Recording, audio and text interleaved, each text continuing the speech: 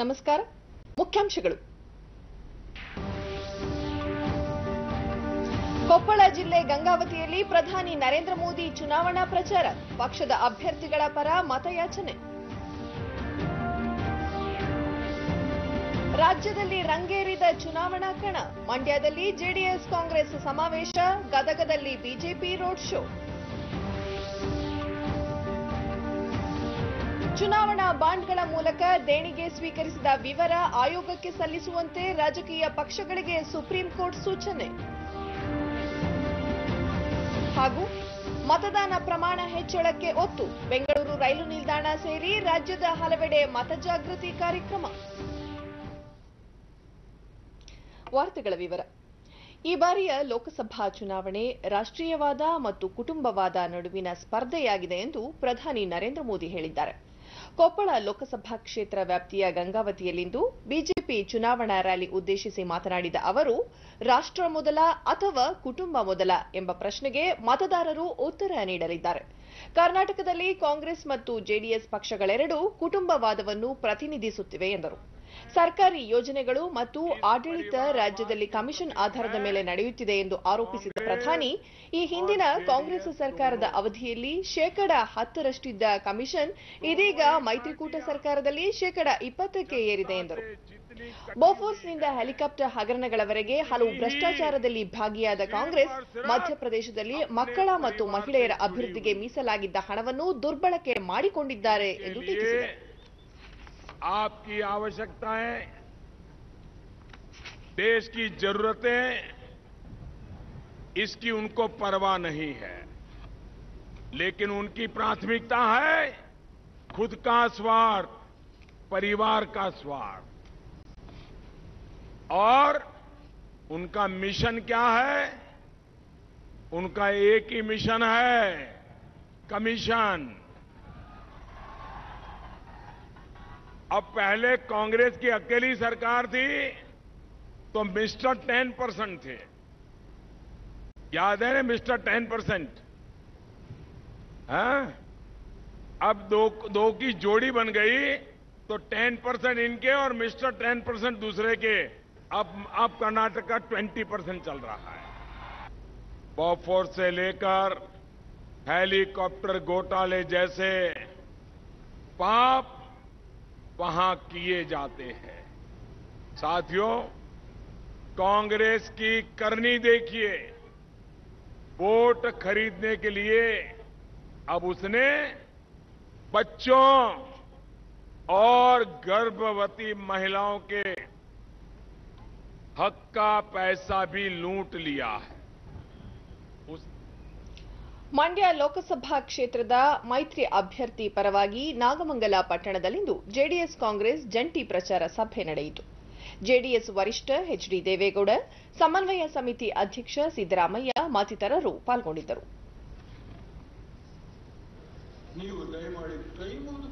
ದೇವೇಗೌಡ, ಮಂಡ್ಯದಲ್ಲಿ ಮೈತ್ರಿ ಅಭ್ಯರ್ಥಿಯನ್ನು ಗೆಲ್ಲಿಸುವ ಮೂಲಕ ನನ್ನ ಹೋರಾಟಕ್ಕೆ ಸ್ಫೂರ್ತಿ ನೀಡಬೇಕು ಎಂದರು. ರಾಜ್ಯದ ಎಲ್ಲ 28 ಕ್ಷೇತ್ರಗಳಲ್ಲೂ ಮೈತ್ರಿ ಮಾಡಿಕೊಂಡು ಹೋರಾಟ ನಡೆಸಲಾಗುತ್ತಿದೆ. ನಾಳೆ ರಾಹುಲ್ ಗಾಂಧಿ ಅವರ ಕಾರ್ಯಕ್ರಮದಲ್ಲಿಯೂ ತಾವು ಮತ್ತು ಸಿದ್ದರಾಮಯ್ಯ ಪಾಲ್ಗೊಳ್ಳುತ್ತಿದ್ದೇವೆ ಎಂದು ಹೇಳಿದರು. ರೈತ ಬಾಂಧವರಿಗೆ ಆಗೋ ನೋವನ್ನು ಉಳಿಸಬೇಕು ಅಂತಿದ್ರೆ ಮಂಡ್ಯ ಒಂದು ಕೆಚ್ಚೆದೆಯ ಭೂಮಿ, ಇದು ವೀರಭೂಮಿ. ಇದು ಈ ಒಂದು ಭೂಮಿಯಲ್ಲಿ ಯಾವುದೋ ಒಂದು ನಾಟಕೀಯವಾಗಿ ನಡೆಯೋ ಈ ಒಂದು ವಿದ್ಯಮಾನಕ್ಕೆ ಅವಕಾಶ ಕೊಡಬೇಡಿ ಅಂತ ಹೇಳಿ ನಮಗೆ ರಾಜಕೀಯ. ಸಿದ್ದರಾಮಯ್ಯ, ಉಪಚುನಾವಣೆಯಲ್ಲಿ ಮೈತ್ರಿ ಮಾಡಿಕೊಂಡ ಪರಿಣಾಮ ನಮ್ಮ ಪಕ್ಷದ ಅಭ್ಯರ್ಥಿಗಳು ಹೆಚ್ಚಿನ ಅಂತರದಿಂದ ಗೆಲುವು ಸಾಧಿಸಿದ್ದಾರೆ. ಮಂಡ್ಯದಲ್ಲಿಯೂ ಮೈತ್ರಿ ಅಭ್ಯರ್ಥಿಯನ್ನು ಗೆಲ್ಲಿಸಬೇಕು ಎಂದು ಮನವಿ ಮಾಡಿದರು. ಕೋಮುವಾದಿ ಪಕ್ಷ ಯಾವುದೇ ಕಾರಣಕ್ಕೆ ಮತ್ತೊಮ್ಮೆ ದೇಶದಲ್ಲಿ ಅಧಿಕಾರಕ್ಕೆ ಬರಬಾರದು ಅಂತೇಳಿ ಪರಮೇಶ್ವರ್ ನಾವೆಲ್ಲ ತೀರ್ಮಾನ ಮಾಡಿದ್ದೀವಿ. ಕರ್ನಾಟಕದಲ್ಲಿ ಮೈತ್ರಿ ಮಾಡಿಕೊಂಡು 28 ಲೋಕಸಭಾ ಕ್ಷೇತ್ರಗಳಲ್ಲಿಯೂ ಕೂಡ ಮೈತ್ರಿ ಅಭ್ಯರ್ಥಿಗಳನ್ನ ಗೆಲ್ಲಿಸಬೇಕು ಅಂತೇಳಿ ತೀರ್ಮಾನ ಮಾಡಿದ್ದೇವೆ. ತಾವು ರೈಲ್ವೆ ಸಚಿವರಾಗಿದ್ದಾಗ ರಾಜ್ಯಕ್ಕೆ 21 ಹೊಸ ರೈಲು ಹಾಗೂ ಉಪನಗರ ರೈಲು ಯೋಜನೆಯನ್ನು ನೀಡಿದ್ದು ಇಲಾಖೆಗೆ ಹೊಸತನ ಕೊಡುವ ಪ್ರಯತ್ನ ಮಾಡಲಾಗಿದೆ ಎಂದು ಬಿಜೆಪಿ ಮುಖಂಡ ಹಾಗೂ ಕೇಂದ್ರ ಸಚಿವ ಡಿವಿ ಸದಾನಂದಗೌಡ ಬೆಂಗಳೂರಿನಲ್ಲಿಂದು ತಿಳಿಸಿದ್ದಾರೆ. ಬೆಂಗಳೂರು ಪ್ರೆಸ್ ಕ್ಲಬ್ನಲ್ಲಿ ಏರ್ಪಡಿಸಿದ್ದ ಮಾಧ್ಯಮ ಸಂವಾದದಲ್ಲಿ ಅವರು ರೈಲ್ವೆ ಸಚಿವರಾಗಿದ್ದಾಗ ರಾಜ್ಯದ ಹಲವು ರೈಲ್ವೆ ಯೋಜನೆಗಳನ್ನು ತರಲು ಶ್ರಮಿಸಿರುವುದಾಗಿ ತಿಳಿಸಿದರು. 2009 ರಿಂದ 2014ರವರೆಗೆ ಕೇಂದ್ರದಿಂದ ರಾಜ್ಯಕ್ಕೆ ನೀಡಿರುವ ಅನುದಾನಕ್ಕಿಂತ 2014 ರಿಂದ 2019ರ ಅವಧಿಯಲ್ಲಿ 3 ಪಟ್ಟು ಹೆಚ್ಚಿನ ನೆರವು ನೀಡಲಾಗಿದೆ ಎಂದರು. ಒಂದು ಯೋಜನೆಯನ್ನ ಅನೌನ್ಸ್ ಮಾಡುವಂಥದ್ದು, ಫೌಂಡೇಶನ್ ಸ್ಟೋನ್ ಹಾಕುವಂಥದ್ದು. ಪ್ರಥಮ ಬಾರಿಗೆ ರೈಲ್ವೆ ಬಜೆಟ್ನಲ್ಲಿ ಯಾವುದೇ ಹೊಸ ಯೋಜನೆಯನ್ನು ಘೋಷಣೆ ಮಾಡಬೇಕು.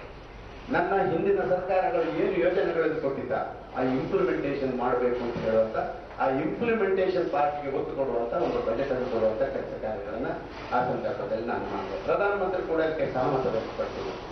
ಎಕ್ಸೆಪ್ಟ್ ಒಂದು ಬುಲೆಟ್ ಟ್ರೈನ್, ಆ ಒಂದು ಕಾನ್ಸೆಪ್ಟ್ ಅನ್ನು ಬಿಟ್ರೆ ಲೇಟೆಸ್ಟ್ ಟೆಕ್ನಾಲಜಿಗಳು, ನಿಮ್ಮ ರೈಲ್ ಸೇಫ್ಟಿ, ಸೆಕ್ಯೂರಿಟಿ, ನಮ್ಮ ಫಾರಿನ್ ಸರ್ವಿಸ್, ಅದರ ಆಧಾರದಲ್ಲಿ ನಾವು ಮಾಡುವಂತ ಕೆಲಸ ರೈಲ್ವೆ ಇಲಾಖೆಯನ್ನು. ಕರ್ನಾಟಕ ಸರ್ಕಾರಕ್ಕೆ ನನ್ನ ಹಿಂದಿನ ಮಂತ್ರಿಗಳು ಮಲ್ಲಿಕಾರ್ಜುನ ಕೊಟ್ಟದರ 2 ಪಟ್ಟಿಗಿಂತ ಒಂದು 36 ಲಕ್ಷ ಕೋಟಿ ರೂಪಾಯಿ ಜಾಸ್ತಿ. ಇಷ್ಟು ಅನುದಾನವನ್ನು 1461 ಕೋಟಿ ರೂಪಾಯಿಗಳನ್ನು ಕೊಡುವಂಥದ್ದು ಪ್ರಥಮ ಬಜೆಟ್ನಲ್ಲಿ ಮಾಡಿದೆ. ಬೆಂಗಳೂರು ಗ್ರಾಮಾಂತರ ಲೋಕಸಭಾ ಕ್ಷೇತ್ರದ ಕಾಂಗ್ರೆಸ್ ಜೆಡಿಎಸ್ ಮೈತ್ರಿ ಅಭ್ಯರ್ಥಿ ಪರ ಮುಖ್ಯಮಂತ್ರಿ ಎಚ್ಡಿ ಕುಮಾರಸ್ವಾಮಿ ಕುಣಿಗಲ್ನಲ್ಲಿಂದು ರೋಡ್ ಶೋ ಮೂಲಕ ಮತಯಾಚಿಸಿದರು.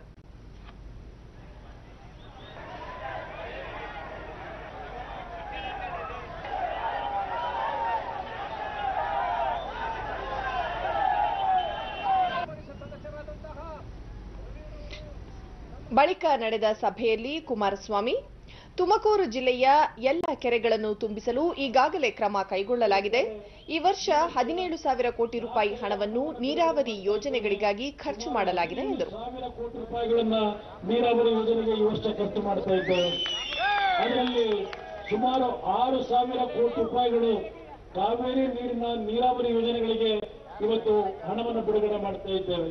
ಕಾವೇರಿಯ ಒಂದು ಜಲಾಶಯದ ಪ್ರದೇಶಗಳಿಗೆ ಇವತ್ತು ತುಮಕೂರು ಜಿಲ್ಲೆಗೆ ಹೇಮಾವತಿಯಿಂದ 20.31 ಟಿಎಂಸಿ ನೀರನ್ನ ನಾವು ಬಿಡಬೇಕು. ಈಗಾಗಲೇ ತುಮಕೂರು ಜಿಲ್ಲೆಗೆ ಹೇಮಾವತಿಯಿಂದ 25.47 ಟಿಎಂಸಿ ನೀರನ್ನ ಹೆಚ್ಚುವರಿಯಾಗಿ ಬಿಟ್ಟುಕೊಟ್ಟಿದ್ದೇವೆ. ಕಾಂಗ್ರೆಸ್ ಮುಖಂಡ ಡಿಕೆ ಶಿವಕುಮಾರ್, ಪಕ್ಷದ ಅನೇಕ ನಾಯಕರ ಹೋರಾಟದಿಂದ ತುಮಕೂರು ಜಿಲ್ಲೆಗೆ ನೀರು ಒದಗಿಸಲಾಗಿದೆ ಎಂದರು. ಇಲ್ಲ, ಈ ಕುಡಿಗಲ್ ನೀರಿನ ಜನತೆ ಬಗ್ಗೆ ಮಾತಾಡಕ್ಕಾಗಲಿಲ್ಲ. ಇವತ್ತು ಬರೀ ಹೇಮಾವತಿ ಕಾವೇರಿ ಜಲಾನಯನ ಪ್ರದೇಶಕ್ಕೆ 6,000ಕ್ಕೂ ಹೆಚ್ಚು ಕೋಟಿ ರೂಪಾಯಿ ಹಣವನ್ನು ಕೊಟ್ಟಂತ ಇತಿಹಾಸ ಪುಟಕ್ಕೆ ಇವತ್ತು ಕುಮಾರಸ್ವಾಮಿಯ ಸರ್ಕಾರ ಇವತ್ತು ಸೇರಿದೆ ಮಾತಾಡಿ ಸಂದರ್ಭದಲ್ಲಿ ನಾನು ಬಯಸ್ತಾ ಇದ್ದೇನೆ. ಪ್ರಧಾನಿ ನರೇಂದ್ರ ಮೋದಿ ಅವರು 5 ವರ್ಷ ಬಲಿಷ್ಠ ಆಡಳಿತ ನೀಡಿದ್ದು ಅಂತಾರಾಷ್ಟ್ರೀಯ ಮಟ್ಟದಲ್ಲಿ ದೇಶದ ಕೀರ್ತಿಯನ್ನು ಹೆಚ್ಚಿಸಿದ್ದಾರೆ ಎಂದು ಬಿಜೆಪಿ ರಾಜ್ಯಾಧ್ಯಕ್ಷ ಬಿಎಸ್ ಯಡಿಯೂರಪ್ಪ ಹುಬ್ಬಳ್ಳಿಯಲ್ಲಿಂದು ತಿಳಿಸಿದ್ದಾರೆ. ಅವರು ಪ್ರಧಾನಿಯವರ ಆಡಳಿತವನ್ನು ಅಮೆರಿಕ, ಫ್ರಾನ್ಸ್ ಸೇರಿದಂತೆ ಜಗತ್ತಿನ ಹಲವು ದೇಶಗಳು ಕೊಂಡಾಡಿವೆ. ಪಕ್ಷದ ಪ್ರಣಾಳಿಕೆಯಲ್ಲಿ ನದಿ ಜೋಡಣೆ ಮತ್ತು ನೀರಾವರಿ ಯೋಜನೆಗಳನ್ನು ಪೂರ್ಣಗೊಳಿಸಲು ಆದ್ಯತೆ ನೀಡಲಾಗಿದೆ ಎಂದರು. ಅಂತಾರಾಷ್ಟ್ರೀಯ ಮಟ್ಟದಲ್ಲಿ ಕೀರ್ತಿಯನ್ನು ಹೆಚ್ಚಿಸಿದ್ದಾರೆ. ಇದಕ್ಕೆ ಉದಾಹರಣೆ ಅಂತ ಹೇಳಿದ್ರೆ, ಬಲಿಷ್ಠ ರಾಷ್ಟ್ರಗಳಾದ America, France, Japan, South Korea Modi ಅವರನ್ನ ಕೊಂಡಾಡ್ತಿದೆ. ಇದರ ಜೊತೆಗೆ ಅನೇಕ ಬಿರುದು ಬಾವಳಿಗಳನ್ನು ಕೊಟ್ಟು ಸನ್ಮಾನಿಸಿದೆ. ಅಭಿವೃದ್ಧಿ ಕಾರ್ಯದ ಬಗ್ಗೆ ದೊಡ್ಡ ಪಟ್ಟಿನೇ ಇದೆ. ಎಲ್ಲ ರೈತರಿಗೆ 6,000 ರೂಪಾಯಿ ಅವನ ಬದುಕೆ ಉದ್ದಗಲಕ್ಕೂ ಕೊಡುವಂತ ಒಂದು ವಿನೂತನ ಯೋಜನೆ, ರೈತರಿಗೆ ಪೆನ್ಷನ್ ಕೊಡುವಂತ ಯೋಜನೆ, 8 ಕೋಟಿ ಉಜಾಲ ಯೋಜನೆಯಡಿ ಗ್ಯಾಸ್ ಸಂಪರ್ಕ, ನದಿ ಜೋಡಣೆ ಯೋಜನೆ ಮತ್ತು ಮೂಲಭೂತ ಸೌಕರ್ಯಕ್ಕೆ 100 ಲಕ್ಷ ಕೋಟಿ ಖರ್ಚು ಮತ್ತು ಎಲ್ಲ ನೀರಾವರಿ ಯೋಜನೆ ಪೂರ್ಣಗೊಳಿಸುವಂತಹದ್ದು. ಇದು ಅತ್ಯಂತ ಅಗತ್ಯ ಇರುವಂತಹದ್ದು. ಬಹಳ ವರ್ಷಗಳ ದೇಶದ ರೈತರ ಬೇಡಿಕೆ ಈಡೇರುವಂತಹ ಕಾಲ ಸನ್ನಿಹಿತ ಆಗಿದೆ. ಹಾವೇರಿ ಗದಗ ಲೋಕಸಭಾ ಕ್ಷೇತ್ರದಲ್ಲಿ ಪಕ್ಷದ ಅಭ್ಯರ್ಥಿ ಪರವಾಗಿ ಬಿಜೆಪಿ ಹಿರಿಯ ಮುಖಂಡ ಕೆಎಸ್ ಈಶ್ವರಪ್ಪ ಗದಗದಲ್ಲಿ ರೋಡ್ ಶೋ ನಡೆಸಿದರು.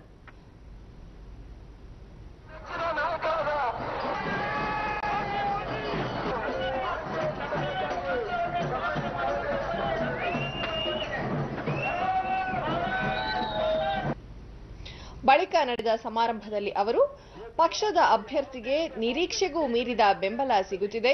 ಈ ಚುನಾವಣೆ ನಮ್ಮ ಮುಂದಿನ ಭವಿಷ್ಯವನ್ನು ನಿರ್ಧರಿಸುವ ಚುನಾವಣೆಯಾಗಿದೆ. ಬಿಜೆಪಿ ಅಭ್ಯರ್ಥಿಯನ್ನು ಗೆಲ್ಲಿಸಬೇಕು ಎಂದು ಮನವಿ ಮಾಡಿದರು. ಕಳೆದ ಲೋಕಸಭೆ ಚುನಾವಣೆಗೆ ಬರೀ ಭಾಷಣ ಕೇಳ್ಕೊಂಡು ಬಿಡೋಣ, ನಿಮ್ಮನ್ನು ದೇಶ ಕೆಲಸ ಮಾಡಿದಂಗಲ್ಲ. ಈ ಚುನಾವಣೆ ಉದಾಸೀನ ಮೋದಿದ ವೈಯಕ್ತಿಕ ಚುನಾವಣೆ ಅಲ್ಲ, ನಿಮ್ಮ ಮಕ್ಕಳು ಹೆಂಡತಿ ಮಕ್ಕಳದು ಮುಂದಿನ ಭವಿಷ್ಯ. 70 ವರ್ಷ ಶೌಚಾಲಯ ಎಲ್ಲ ದಯವಿಟ್ಟು ನೆನಪಟ್ಟು. ಬಾಕಿ ಉಳಿದಿರುವ 6 ಹಂತದ ಲೋಕಸಭಾ ಚುನಾವಣೆಗೆ ಪ್ರಚಾರ ಕಾರ್ಯ ಬಿರುಸುಗೊಂಡಿದೆ. ವಿವಿಧ ರಾಜಕೀಯ ಪಕ್ಷಗಳ ಮುಖಂಡರು ಹಾಗೂ ಅಭ್ಯರ್ಥಿಗಳು ಮತದಾರರನ್ನು ಒಲಿಸಿಕೊಳ್ಳಲು ಪ್ರಚಾರ ಕಾರ್ಯದಲ್ಲಿ ತೊಡಗಿದ್ದಾರೆ. ಒಡಿಶಾದ ಕಿಯೋನ್ಜಾರ್ನಲ್ಲಿಂದು ಸಾರ್ವಜನಿಕ ರ್ಯಾಲಿ ಉದ್ದೇಶಿಸಿ ಭಾಷಣ ಮಾಡಿದ ಬಿಜೆಪಿ ರಾಷ್ಟ್ರೀಯ ಅಧ್ಯಕ್ಷ ಅಮಿತ್ ಶಾ, ನೈಸರ್ಗಿಕ ಸಂಪನ್ಮೂಲವುಳ್ಳ ಒಡಿಶಾ ರಾಜ್ಯದಲ್ಲಿ ಜನರು ಆರ್ಥಿಕವಾಗಿ ಬಡವರಾಗಿದ್ದಾರೆ. ಆಡಳಿತಾರೂಢ ಬಿಜೆಪಿ ಸರ್ಕಾರ ರಾಜ್ಯದ ಅಭಿವೃದ್ಧಿಯಲ್ಲಿ ವಿಫಲವಾಗಿದೆ ಎಂದರು. ಕೇಂದ್ರದ ಎನ್ಡಿಎ ಸರ್ಕಾರ ರಾಜ್ಯದ ಸರ್ವತೋಮುಖ ಅಭಿವೃದ್ಧಿಗೆ ಹಲವು ಯೋಜನೆಗಳನ್ನು ಜಾರಿಗೊಳಿಸಿದ್ದು, ಈ ಬಾರಿ ಬಿಜೆಪಿಗೆ ಬೆಂಬಲಿಸುವಂತೆ ಕೋರಿದರು. 5,000 करोड़ रुपया से एक वाटरवे का निर्माण किया जो उड़ीसा के विकास को आगे ले जाएगा। 115 करोड़ की लागत से बालांगीर बिचुपाली रेलवे लाइन बिछाने का काम किया और उड़ीसा के 53 रेलवे स्टेशनों को वाईफाई से जोड़ने का काम। Millions of Tamil youngsters lost their jobs. Congress ಅಧ್ಯಕ್ಷ ರಾಹುಲ್ ಗಾಂಧಿ ತಮಿಳುನಾಡಿನ ಕೃಷ್ಣಾನಗರದಲ್ಲಿ ಚುನಾವಣಾ ಪ್ರಚಾರ ಕೈಗೊಂಡು ದೇಶದ ಆರ್ಥಿಕ ಪರಿಸ್ಥಿತಿಯನ್ನು ಸದೃಢಗೊಳಿಸುವುದು ಕಾಂಗ್ರೆಸ್ನ ಆದ್ಯತೆಯಾಗಿದೆ. ಅಧಿಕ ಮೌಲ್ಯದ ನೋಟು ಅಮಾನ್ಯೀಕರಣದ ನಂತರ ಜವಳಿ ಸೇರಿದಂತೆ ಹಲವಾರು ಉದ್ಯಮಗಳು ನಷ್ಟ ಅನುಭವಿಸಿದ್ದು, ಇದರಿಂದ ಉದ್ಯೋಗ ನಷ್ಟವಾಗಿದೆ ಎಂದರು. He promised the Tamil people that he would put money in their bank account. And I told the economists that I understand that this 15 lakh number is a lie. I told them I want them to go and find out how much money can the government of India put into every poor person's bank account. If the Indian government chooses to put money into 20% of the poorest people's bank accounts, how much money can they put every year? ಚೆನ್ನೈನಲ್ಲಿಂದು ಸುದ್ದಿಗೋಷ್ಠಿಯಲ್ಲಿ ಮಾತನಾಡಿದ BJP ನಾಯಕ ಮತ್ತು ಕೇಂದ್ರ ಸಚಿವ ಪಿಯೂಷ್ ಗೋಯಲ್, ಕೇಂದ್ರ ಸರ್ಕಾರ ನದಿ ಜೋಡಣೆ ಯೋಜನೆಗೆ ಆದ್ಯತೆ ನೀಡಿದ್ದು, ಇದರಿಂದ ನೀರಾವರಿ ಸಮಸ್ಯೆಗಳಿಗೆ ಪರಿಹಾರ ದೊರೆಯಲಿದೆ ಎಂದರು. ಮಾಜಿ ಪ್ರಧಾನಿ ಅಟಲ್ ಬಿಹಾರಿ ವಾಜಪೇಯಿ ಅವರ ಪರಿಕಲ್ಪನೆಯಾದ ನದಿ ಜೋಡಣೆ ಯೋಜನೆಯನ್ನು 2004 ರಿಂದ 2014ರವರೆಗೆ ಅಧಿಕಾರದಲ್ಲಿದ್ದ ಯುಪಿಎ ಸರ್ಕಾರ ನಿರ್ಲಕ್ಷಿಸಿತ್ತು. ಆದರೆ ಕಳೆದ 5 ವರ್ಷಗಳಲ್ಲಿ ಎನ್ಡಿಎ ಸರ್ಕಾರ ಈ ಯೋಜನೆ ಜಾರಿಗೊಳಿಸಲು ಮುಂದಾಗಿದೆ. ಗೋದಾವರಿ ಮತ್ತು ಕಾವೇರಿ ನದಿ ಜೋಡಣೆಯಿಂದ ದಕ್ಷಿಣ ಭಾರತದ ರಾಜ್ಯಗಳಿಗೆ ಅನುಕೂಲವಾಗಲಿದೆ ಎಂದರು. Prime Minister Shri Atal Bihari Vajpayee, but for the 10 years, 2004 to 2014, when the Congress and DMK were in power, at that time, no work was done on the interlinking of rivers. After Prime Minister Narendra Modi's government came in, we started work once again on the interlinking of rivers. ಇದಲ್ಲದೆ SP, BSP, TMC, DMK, AIADMK ಸೇರಿದಂತೆ ವಿವಿಧ ಪಕ್ಷಗಳ ಮುಖಂಡರು ಸಹ ಹಲವೆಡೆ ಪ್ರಚಾರ ನಡೆಸಿದರು. ಚುನಾವಣಾ ಬಾಂಡ್ಗಳ ಮೂಲಕ ಸ್ವೀಕರಿಸಿದ ದೇಣಿಗೆ ಹಾಗೂ ಅದನ್ನು ನೀಡಿದವರ ಕುರಿತ ಮಾಹಿತಿಯನ್ನು ಮುಚ್ಚಿದ ಲಕೋಟೆಯಲ್ಲಿ ಚುನಾವಣಾ ಆಯೋಗಕ್ಕೆ ಸಲ್ಲಿಸುವಂತೆ ಎಲ್ಲ ರಾಜಕೀಯ ಪಕ್ಷಗಳಿಗೆ ಸುಪ್ರೀಂ ಕೋರ್ಟ್ ಸೂಚಿಸಿದೆ. ಚುನಾವಣಾ ಬಾಂಡ್ಗಳ ಮಾನ್ಯತೆ ಕುರಿತ ಅರ್ಜಿ ವಿಚಾರಣೆ ಸಂದರ್ಭದಲ್ಲಿಂದು ಮಧ್ಯಂತರ ಆದೇಶ ನೀಡಿದ ಮುಖ್ಯ ನ್ಯಾಯಮೂರ್ತಿ ರಂಜನ್ ಗೊಗೊಯ್ ನೇತೃತ್ವದ ಪೀಠ ಎಲ್ಲ ರಾಜಕೀಯ ಪಕ್ಷಗಳು ಮುಂದಿನ ಮೇ 15ರವರೆಗೆ ತಾವು ಪಡೆದ ದೇಣಿಗೆಗಳ ಮೊತ್ತ, ದೇಣಿಗೆದಾರರ ಹೆಸರು ಮತ್ತು ಬ್ಯಾಂಕ್ ಖಾತೆ ಸೇರಿದಂತೆ ಎಲ್ಲ ವಿವರಗಳನ್ನು ಮೇ 30ರೊಳಗೆ ಆಯೋಗಕ್ಕೆ ಸಲ್ಲಿಸಬೇಕು ಎಂದು ಸೂಚಿಸಿದೆ.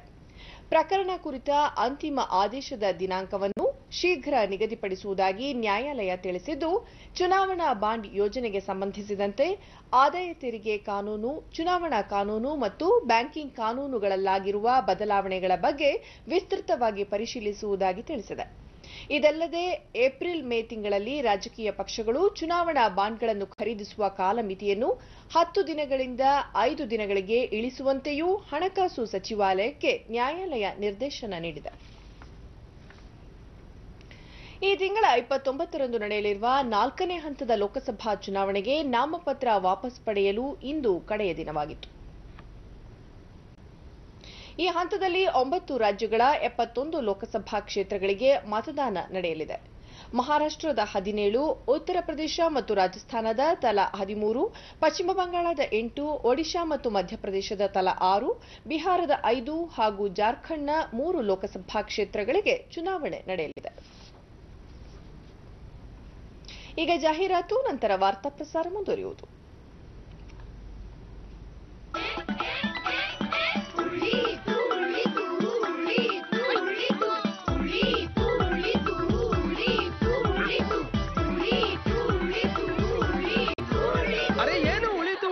ರೇ ಅಣ್ಣವ್ರೆ, ಹಳ್ಳಿಗಳಲ್ಲಿ ಬಾಗಿಲು ಬಂದ್ ಶುರು ಬಿಟ್ಟ ನಂತರ ಯಾರ್ಯಾರ್ದೋ ಎಷ್ಟೆಷ್ಟೋ ದುಡ್ಡು ಉಳಿತು ಅಲ್ವಾ? ಅದು ಹೇಗೆ ಅಕ್ಕ ಅವ್ರೆ, ಇವ್ರಿಗೆ ಹೇಳಿ ಹೇಗೆ ಅಂತ.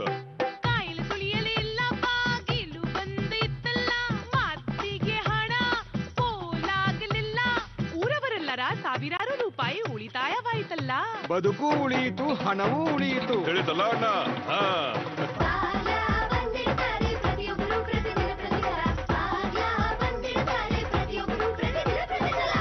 ಭಾರತದ ಮನೆ ಮನೆಗಳಲ್ಲಿ ಶೌಚಾಲಯ ತೆರೆದಿದೆ. ಈಗ ತೆರೆದ ಜಾಗಕ್ಕೆ ಹೋಗೋದು ಬಂದ್ ಮಾಡಿ, ಬಾಗಿಲು ಬಂದ್. ನೆನಪಿರಲಿ, ಶೌಚಾಲಯದ ಬಳಕೆ, ನೋಡಿಕೊಳ್ಳುವಿಕೆ ಪ್ರತಿಯೊಬ್ಬರು, ಪ್ರತಿದಿನ, ಪ್ರತಿ ಸಲ. ಭಾರತ ಸರ್ಕಾರ ವಾರ್ತಾ ಶಾಖೆ ಪಿಐಬಿ, ಪ್ರಾದೇಶಿಕ ಜನಸಂಪರ್ಕ ಕಾರ್ಯಾಲಯ, ನೈಋತ್ಯ ರೈಲ್ವೆ ಹಾಗೂ ಬಿಬಿಎಂಪಿ ಸಹಯೋಗದಲ್ಲಿ ಬೆಂಗಳೂರಿನ ಕ್ರಾಂತಿವೀರ ಸಂಗೊಳ್ಳಿ ರಾಯಣ್ಣ ರೈಲು ನಿಲ್ದಾಣದಲ್ಲಿ ಏರ್ಪಡಿಸಿರುವ 3 ದಿನಗಳ ಮತದಾನ ಜಾಗೃತಿ ಕಾರ್ಯಕ್ರಮ ಹಾಗೂ ಛಾಯಾಚಿತ್ರ ಪ್ರದರ್ಶನಕ್ಕೆ ರಾಜ್ಯ ಮುಖ್ಯ ಚುನಾವಣಾಧಿಕಾರಿ ಸಂಜೀವ್ ಕುಮಾರ್ ಇಂದು ಚಾಲನೆ ನೀಡಿದರು. ಭಾರತ ಸರ್ಕಾರದ ವಾರ್ತಾ ಶಾಖೆ ಹಾಗೂ ಪ್ರಾದೇಶಿಕ ಜನಸಂಪರ್ಕ ಕಾರ್ಯಾಲಯದ ಹೆಚ್ಚುವರಿ ಮಹಾನಿರ್ದೇಶಕ ಎಂ ನಾಗೇಂದ್ರ ಸ್ವಾಮಿ, ನೈಋತ್ಯ ರೈಲ್ವೆ ವಿಭಾಗೀಯ ವ್ಯವಸ್ಥಾಪಕ ಆರ್ಎಸ್ ಸಕ್ಸೇನಾ, ಬಿಬಿಎಂಪಿ ವಿಶೇಷ ಆಯುಕ್ತ ಎಸ್ಜಿ ರವೀಂದ್ರ, ನೈಋತ್ಯ ರೈಲ್ವೆ ಹೆಚ್ಚುವರಿ ವಿಭಾಗೀಯ ವ್ಯವಸ್ಥಾಪಕರಾದ ಕಲ್ಯಾಣಿ ಸೇತುರಾಮನ್ ಮತ್ತಿತರರು ಉಪಸ್ಥಿತರಿದ್ದರು. ಮತದಾನದ ಮಹತ್ವ ಸಾರುವ ಛಾಯಾಚಿತ್ರ ಪ್ರದರ್ಶನವನ್ನು ಇದೇ ವೇಳೆ ಗಣ್ಯರು ವೀಕ್ಷಿಸಿದರು.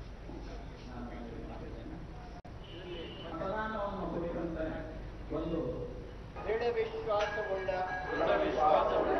ಭಾರತದ ಪೌರರಾದ ಕಾರ್ಯಕ್ರಮದಲ್ಲಿ ದೇಶದ ಮಹಾ ಉತ್ಸವ ಹಾಗೂ ಯೋಜನಾ ಸಂಚಿಕೆ ಬಿಡುಗಡೆ ಮಾಡಲಾಯಿತು.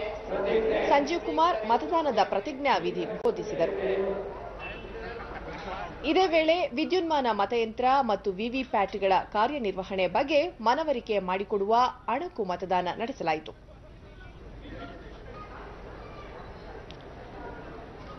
ಮತದಾನದ ಮಹತ್ವ ಸಾರುವ ಸಹಿ ಅಭಿಯಾನದಲ್ಲೂ ಗಣ್ಯರು ಪಾಲ್ಗೊಂಡು ತಮ್ಮ ಸಹಿ ದಾಖಲಿಸಿದರು. ಸಂಜೀವ್ ಕುಮಾರ್, ಮತದಾನ ಸಾರ್ವಜನಿಕರ ಹಕ್ಕು ಮಾತ್ರವಲ್ಲ, ಅವರ ಕರ್ತವ್ಯವೂ ಆಗಿದೆ. ಪ್ರಜಾಪ್ರಭುತ್ವ ವ್ಯವಸ್ಥೆಯಲ್ಲಿ ಮತದಾನ ಅತ್ಯಂತ ಮಹತ್ವದ್ದಾಗಿದೆ. ಕಾನೂನು ರೂಪಿಸುವವರನ್ನು ಆಯ್ಕೆ ಮಾಡುವಾಗ ಯಾವುದೇ ಭಯ, ಆಸೆ, ಆಮಿಷಕ್ಕೊಳಗಾಗದೆ ಮತ ಚಲಾಯಿಸಬೇಕು ಎಂದರು. ತಮ್ಮ ಸ್ಪರ್ಧಿಸುತ್ತಿರುವ ಅಭ್ಯರ್ಥಿಯ ಸಂಪೂರ್ಣ ವಿವರಗಳು ಚುನಾವಣಾ ಆಯೋಗದ ಜಾಲತಾಣದಲ್ಲೂ ಲಭ್ಯವಿವೆ. ಇವುಗಳನ್ನು ನೋಡಿಕೊಂಡು ಸ್ವವಿವೇಕದಿಂದ ಮತ ಚಲಾಯಿಸಬೇಕು ಎಂದು ಹೇಳಿದರು. ಬೆಂಗಳೂರು ನಗರದಲ್ಲಿ ಮತದಾನ ಪ್ರಮಾಣ ಕಡಿಮೆಯಾಗುತ್ತಿರುವುದು ವಿಷಾದನೀಯ. ಇಂತಹ ಕಾರ್ಯಕ್ರಮಗಳು ಮತದಾನದ ಪ್ರಮಾಣ ಹೆಚ್ಚಾಗಲು ಸಹಕಾರಿಯಾಗಲಿವೆ ಎಂದರು. ತಮ್ಮ ಮತದಾನ ಯಾವಾಗಲೂ ಗೌಪ್ಯ ಇದೆ, ಅದಕ್ಕೆ ಬೇರೆ ಯಾರಿಗೂ ಅದರ ಬಗ್ಗೆ ಗೊತ್ತಾಗೋದಿಲ್ಲ. ತಾವು ಯಾವುದೇ ಒಂದು ಭಯ ಅಥವಾ ಆಮಿಷಗೆ ಒಳಗಾಗದೆ ಮತ ಚಲಾಯಿಸಬೇಕು. ಮತ್ತು ಈ ತಮ್ಮೆಲ್ಲರಿಗೂ ಗೊತ್ತಿದ್ದ ವಿಷಯ, ನಮ್ಮ ವೆಬ್ಸೈಟ್ದಲ್ಲಿ ಸಿಇಒ ಕರ್ನಾಟಕ ಅಥವಾ ಎಲೆಕ್ಷನ್ ಕಮಿಷನ್ ಆಫ್ ಇಂಡಿಯಾ ವೆಬ್ಸೈಟ್ದಲ್ಲಿ ಹೋದರೆ ತಮ್ಮ ಕಾನ್ಸ್ಟಿಟ್ಯೂನ್ಸಿದಲ್ಲಿ ಎಷ್ಟು ಕ್ಯಾಂಡಿಡೇಟ್ಸ್ಗಳಿವೆ ಇದ್ದಾರೆ, ಅವರದು ಏನು ಹಿನ್ನೆಲೆಗಳಿವೆ ಅದು ತಾವು ನೋಡಬಹುದು. ಅದರಲ್ಲಿ ಅವರು ಒಂದು ಅಫಿಡವಿಟ್ ಕೊಟ್ಟಿದ್ದಾರೆ. ಅಫಿಡವಿಟ್ನಲ್ಲಿ ಹಿಂದಿನ 5 ವರ್ಷದಲ್ಲಿ ಅವರದು ಎಷ್ಟು ಆಸ್ತಿ ಪಾಸ್ತಿ ಇದೆ ಅಥವಾ ಬೆಳೆದಿದೆ, ಯಾವ ರೀತಿ ಅದು ಎಲ್ಲ ಮಾಹಿತಿ ಇದೆ. ಮತ್ತು 5 ವರ್ಷ ಈಗ ಅವರ ಮೇಲೆ ಎಷ್ಟು ಕ್ರಿಮಿನಲ್ ಕೇಸಸ್ ಇದೆ ಅಥವಾ ಕನ್ವಿಕ್ಷನ್ ಆಗಿದೆ ಅದು ಮಾಹಿತಿ ಕೂಡ ತಾವು ಅದರಲ್ಲಿ ನೋಡಬಹುದು. ಅದು ನೋಡಿಕೊಂಡು ತಮ್ಮ ಸ್ವವಿವೇಕದಿಂದ ಯಾವುದೇ ಒಂದು ಒತ್ತಡ ಅಥವಾ ಯಾವುದೇ ಆಮಿಷಗೆ ಒಳಗಾಗದೆ ಮತದಾನ ಮಾಡಲಿಕ್ಕೆ ಮುಂದೆ ಬರಬೇಕು. ಈ ಕಾರ್ಯಕ್ರಮ ಟಿಡಿ ನ್ಯೂಸ್ನೊಂದಿಗೆ ಎಂ ನಾಗೇಂದ್ರ ಸ್ವಾಮಿ. ಮತದಾನದ ಮಹತ್ವದ ಬಗ್ಗೆ ಏರ್ಪಡಿಸಿರುವ ಛಾಯಾಚಿತ್ರ ಪ್ರದರ್ಶನ ಇದೇ ಭಾನುವಾರದವರೆಗೆ ನಡೆಯಲಿದೆ. ಚುನಾವಣಾ ನೀತಿ ಸಂಹಿತೆಯನ್ನು ಪಾಲಿಸಿ ಪ್ರಜಾಪ್ರಭುತ್ವವನ್ನು ಬಲಪಡಿಸಲು ಪ್ರತಿಯೊಬ್ಬರೂ ಮತದಾನವೆಂಬ ಚುನಾವಣಾ ಉತ್ಸವದಲ್ಲಿ ಪಾಲ್ಗೊಳ್ಳಬೇಕು ಎಂದು ಮನವಿ ಮಾಡಿದರು. ವಿವೇಚನೆಯಿಂದ ಮತವನ್ನ ಚಲಾಯಿಸಬೇಕು ಎಂಬುದರ ಬಗ್ಗೆ ಅರಿವನ್ನ ಮೂಡಿಸಲಿಕ್ಕೆ ನಾವು ಇಲ್ಲಿ ಪ್ರಯತ್ನ ಪಡ್ತಾ ಇದ್ದೇವೆ. ಕಾರ್ಪೊರೇಷನ್ ವತಿಯಿಂದ ಮತದಾನ ಯಂತ್ರಗಳ ವಿವಿಪಿಟಿ ಮತ್ತೆ ಮತ ಚಲಾಯಿಸುವ ಯಂತ್ರಗಳ ಒಂದು ಡೆಮೋ ಕೂಡ ನಾವು ಇಲ್ಲಿ ಆಯೋಜಿಸಿದ್ದೇವೆ.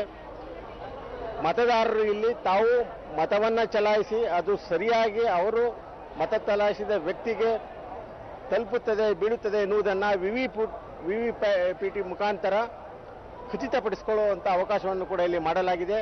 ಇದೇ ಮಾದರಿಯಲ್ಲಿ ಮತದಾನ ನಡೆಯುತ್ತದೆ. ಆದುದರಿಂದ ಪ್ರಜಾಪ್ರಭುತ್ವದ ಈ ಮಹಾ ಉತ್ಸವದಲ್ಲಿ ಪ್ರತಿಯೊಬ್ಬರು ವಿವೇಚನೆಯಿಂದ ನೀತಿ ಸಂಹಿತೆಯನ್ನು ಪಾಲಿಸಿ ತಮ್ಮ ಮತಗಳನ್ನು ಚಲಾಯಿಸಬೇಕು.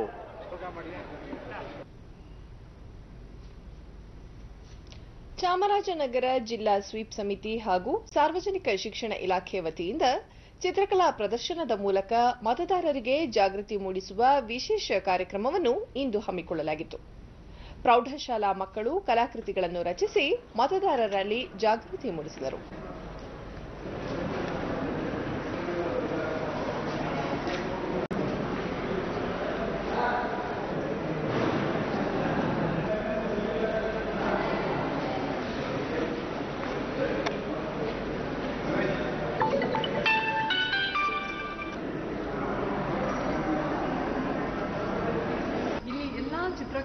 ಜಿಲ್ಲಾ ಸ್ವೀಪ್ ಸಮಿತಿ ಅಧ್ಯಕ್ಷೆ ಹಾಗೂ ಜಿಲ್ಲಾ ಪಂಚಾಯತ್ ಮುಖ್ಯ ಕಾರ್ಯನಿರ್ವಹಣಾಧಿಕಾರಿ ಲತಾ ಕುಮಾರಿ ಕಡ್ಡಾಯವಾಗಿ ಮತ ಚಲಾಯಿಸುವಂತೆ ಪ್ರೇರೇಪಿಸಲು ಚಿತ್ರಕಲಾ ಗ್ಯಾಲರಿ ಮೂಲಕ ಅಗತ್ಯ ಮಾಹಿತಿಯನ್ನು ನೀಡಲಾಗುತ್ತಿದೆ ಎಂದು ತಿಳಿಸಿದರು. ಅವರಿಗೆ ಒಂದು ಪ್ರೈಸಸ್ ಅನ್ನು ಕೊಟ್ಟಿದ್ದಾರೆ. ಅದೇ ರೀತಿಯಾಗಿ ಈ ಶಿಕ್ಷಕರು ಸಹ ಅನೇಕ ಚಿತ್ರಗಳನ್ನು ಚಿತ್ರಿಸಿದ್ದಾರೆ. ಚುನಾವಣಾ ಸಂಬಂಧಿತ ಅವು ತುಂಬಾ ಪ್ರಯೋಗಾತ್ಮಕವಾಗಿ ಮೂಡಿ ಬಂದಿದ್ದಾವೆ. ಅದರಲ್ಲಿ ಅವರು ಇದನ್ನ ನಿಮಗೆ ಗೊತ್ತಿರೋ ಹಾಗೆ ಚುನಾವಣೆಗಳು ಪ್ರಜಾಪ್ರಭುತ್ವದ ಹಬ್ಬಗಳು. ನಾವು ಈ ಹಬ್ಬವನ್ನು ಒಂದು ಉತ್ಸವದ ರೀತಿಯಲ್ಲಿ ಈ ಚುನಾವಣೆಗಳನ್ನು ನಾವು ಆಚರಿಸ್ತಾ ಇದ್ದೇವೆ. ಈ ಬರೆದಂತಹ ಸಾರ್ವಜನಿಕ ಶಿಕ್ಷಣ ಇಲಾಖೆಯ ಉಪನಿರ್ದೇಶಕಿ ಮಂಜುಳಾ ಮತದಾನ ಪ್ರಮಾಣ ಹೆಚ್ಚಿಸುವ ಉದ್ದೇಶದಿಂದ ಪ್ರೌಢಶಾಲೆಯ ಚಿತ್ರಕಲಾ ಶಿಕ್ಷಕರು ಹಾಗೂ ವಿದ್ಯಾರ್ಥಿಗಳು ತಮ್ಮ ಪ್ರತಿಭೆಯನ್ನು ಹೊರಹಾಕಲು ಇಂತಹ ವೇದಿಕೆಯನ್ನು ಬಳಸಿಕೊಳ್ಳಲಾಗುತ್ತದೆ ಎಂದರು.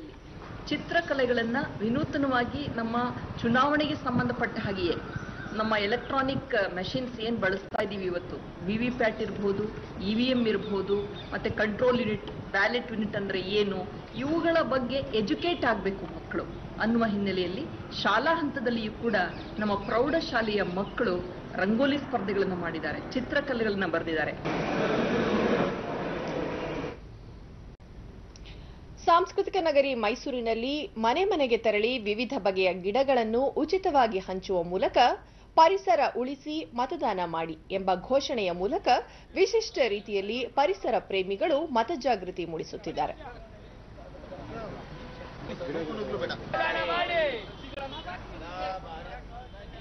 ಪರಿಸರ ಪ್ರೇಮಿ ಕೆಟಿ ಪ್ರಕಾಶ್, ಮತದಾನ ಮಾಡುವುದು ನಮ್ಮೆಲ್ಲರ ಆದ್ಯ ಕರ್ತವ್ಯವಾಗಿದ್ದು ಎಲ್ಲರೂ ತಪ್ಪದೇ ಹಕ್ಕು ಚಲಾಯಿಸಬೇಕು ಎಂದರು.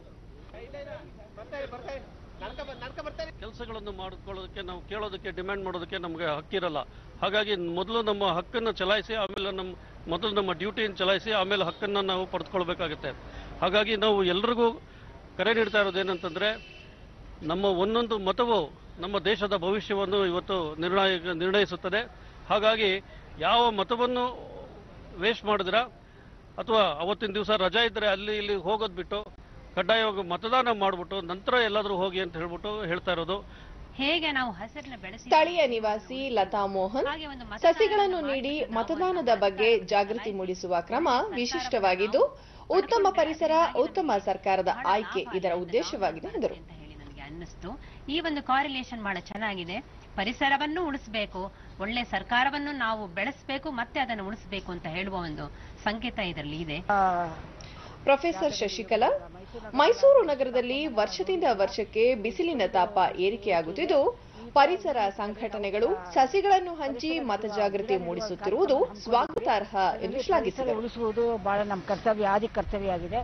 ಪರಿಸರ ಉಳಿಸಿ ಮರ ಬೆಳೆಸಿದ್ರೆ ಎಲ್ಲರಿಗೂ ಮುಂದೆ ಉಪಯೋಗ ಆಗುತ್ತೆ ಅಂತ ಈ ಮೂಲಕ ತಮ್ಮ ಪ್ರಜಾಪ್ರಭುತ್ವದ ಮಹಾ ಹಬ್ಬ ಲೋಕಸಭಾ ಚುನಾವಣೆಗೆ ರಾಜ್ಯದಲ್ಲಿ ವೇದಿಕೆ ಸಜ್ಜಾಗಿದ್ದು ಈ ಬಾರಿ 2,53,43,271 ಪುರುಷರು ಮತ್ತು 2,52,54,508 ಮಹಿಳೆಯರು ಸೇರಿ ಒಟ್ಟು 5,11,02,440 ಮತದಾರರಿದ್ದಾರೆ. ಈ ಪೈಕಿ ಯಾವ ವಯೋಮಾನದ ಎಷ್ಟು ಮತದಾರರಿದ್ದಾರೆ ಗೊತ್ತೇ? ಇಲ್ಲಿದೆ ಒಂದು ವರದಿ. ರಾಜ್ಯದಲ್ಲಿ 28 ಲೋಕಸಭಾ ಕ್ಷೇತ್ರಗಳಿದ್ದು ತಲಾ 14 ಕ್ಷೇತ್ರಗಳಿಗೆ ಏಪ್ರಿಲ್ 18 ಮತ್ತು 23ರಂದು 2 ಹಂತಗಳಲ್ಲಿ ಚುನಾವಣೆ ನಡೆಯುತ್ತಿದೆ. ಈ ಚುನಾವಣೆಯಲ್ಲಿ ಮತ ಚಲಾಯಿಸಲು ಅರ್ಹತೆ ಪಡೆದಿರುವ ಮತದಾರರ ಪೈಕಿ 5,000ಕ್ಕೂ ಹೆಚ್ಚು ಮತದಾರರು ಶತಾಯುಷಿಗಳಿದ್ದಾರೆ ಎಂಬುದು ವಿಶೇಷ. ಎಲ್ಲ 28 ಲೋಕಸಭಾ ಕ್ಷೇತ್ರಗಳ ವ್ಯಾಪ್ತಿಯಲ್ಲಿ ಒಟ್ಟು 5,580 ಮತದಾರರು 100 ವರ್ಷ ತುಂಬಿದ ಅಥವಾ ಅದಕ್ಕಿಂತ ಹೆಚ್ಚಿನ ವಯೋಮಾನದವರಾಗಿದ್ದಾರೆ. ಪ್ರಥಮ ಚುನಾವಣೆಯಿಂದ 16 ಚುನಾವಣೆಗಳಲ್ಲಿ ತಮ್ಮ ಹಕ್ಕು ಚಲಾಯಿಸಿರುವ ಈ ಶತಾಯುಷಿಗಳ ಪೈಕಿ ಹಲವರು ಈ ಇಳಿ ವಯಸ್ಸಿನಲ್ಲೂ ಉತ್ಸಾಹದಿಂದ ಮತ ಚಲಾಯಿಸುವುದಾಗಿ ಹೇಳುತ್ತಾರೆ. ದೇಶಕ್ಕೆ ಯಾರು ಒಳ್ಳೆಯದು ಮಾಡ್ತಾರೋ ಅವರಿಗೆ ವೋಟ್ ಹಾಕ್ತಿದ್ದೆ. ದೇಶದ ಅಭಿವೃದ್ಧಿಗೋಸ್ಕರವಾಗಿ ಮತ ಚಲಾಯಿಸಲೇಬೇಕು. 1ನೇ ವರ್ಷ ವೋಟ್ ಹಾಕ್ತೇನೆ. 23ನೇ ತಾರೀಕು ವೋಟ್ ಹಾಕ್ತೇನೆ. 2ನೇ ವರ್ಷದಿಂದ ವೋಟ್ ಹಾಕ್ತೇನೆ. ಕಾದಿನಾಗ ನಮ್ಮಗ ಕಾದಿನಾಗ ಪ್ರತಿಯೊಬ್ಬನ ಹಕ್ಕು ಅಂದ ಮೇಲೆ ಹಕ್ಕನ್ನು ಚಲಾಯಿಸಲೇಬೇಕು, ಅವರು ಬರಲೇಬೇಕು, ಹಾಕಲೇಬೇಕು ಓಟ. ಯಾರು ಓಟ್ ಹಾಕಲ್ವೋ ಅವರಿಗೆ ಫೆಸಿಲಿಟೀಸ್, ಸರ್ಕಾರದಿಂದ ಫೆಸಿಲಿಟೀಸ್ನ ಕಮ್ಮಿ ಮಾಡಬೇಕು. ನಾನು ಯಾವತ್ತು ಮೆಜಾರಿಟಿಗೆ ಬಂದೋ ಅವತ್ತಿಂದ ನಾನು ವೋಟ್ ಮಾಡ್ತಾ ಇದ್ದೀನಿ. ವೋಟ್ ಹಾಕಿದ್ದೀವಿ, ಯಾವ ತಪ್ಪಿಲ್ಲ. ಇವಾಗ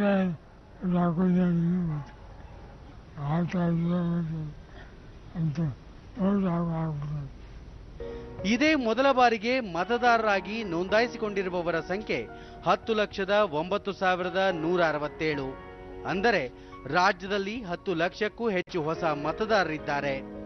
ಮೊದಲ ಬಾರಿಗೆ ಮತ ಚಲಾಯಿಸಲು ತಾವು ಕಾತರರಾಗಿರುವುದಾಗಿ ಇವರು ತಿಳಿಸುತ್ತಾರೆ. ಇದು ಮೊದಲನೇ ಸಾರಿ ನಾನು ವೋಟ್ ಮಾಡಕ್ಕೆ ಹೋಗ್ತಾ ಇದ್ದೀನಿ. ಸ್ವಲ್ಪ ಭಯ ಇತ್ತು ಹೇಗಾಗ್ತದೋ ಏನೋ ಅಂತ ಹೇಳಿ. ಆದರೆ ನಮ್ಗೆ ಸಿಕ್ಕಿರೋ ಮಾಹಿತಿ ಪ್ರಕಾರ ಈಗ ಹೊನ್ನಾವರದಲ್ಲಿ ಪಿಂಕ್ ಬೂತ್ ಅಂತ ಏನು ಮಾಡಿದ್ದಾರೆ, ಅದರಲ್ಲಿ ಎಲ್ಲ ಮಹಿಳೆಯರೇ ಇರ್ತಾರೆ ಅಂತ ಹೇಳಿ ಗೊತ್ತಾಯಿತು. ಸೊ ಯಾವುದೇ ಭಯ ಇಲ್ಲದೆ ವೋಟ್ ಮಾಡ್ಬೋದು. ನಾನು ಮತದಾನ ಮಾಡ್ತೀನಿ, ನೀವು ತಪ್ಪದೆ ಮತದಾನ ಮಾಡಿ, ಯಾಕಂದ್ರೆ ಇದು ನಮ್ಮ ಹಕ್ಕು. ಈ ಸಲ ನಾನು ಫಸ್ಟ್ ಟೈಮ್ ವೋಟಿಂಗ್ ಮಾಡ್ತಿದ್ದೀನಿ, ಖುಷಿ ಪಡ್ತಿದೆ. A lot of people out there saying it's Sarila. So in that case, please go out there and vote ಮಾಡಿ.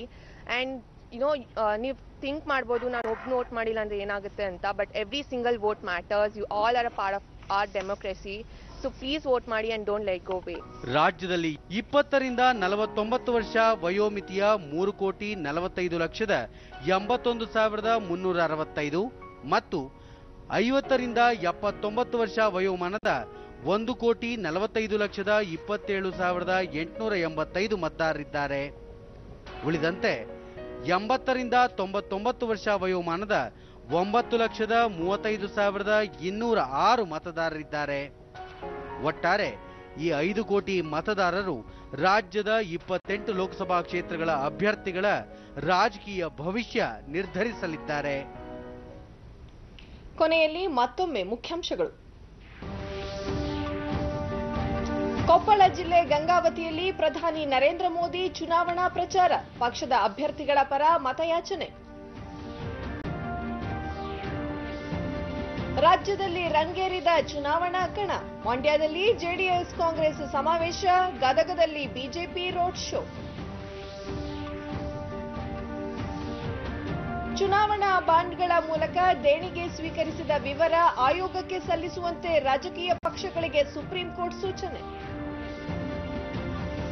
ಹಾಗೂ ಮತದಾನ ಪ್ರಮಾಣ ಹೆಚ್ಚಳಕ್ಕೆ ಒತ್ತು, ಬೆಂಗಳೂರು ರೈಲು ನಿಲ್ದಾಣ ಸೇರಿ ರಾಜ್ಯದ ಹಲವೆಡೆ ಮತಜಾಗೃತಿ ಕಾರ್ಯಕ್ರಮ.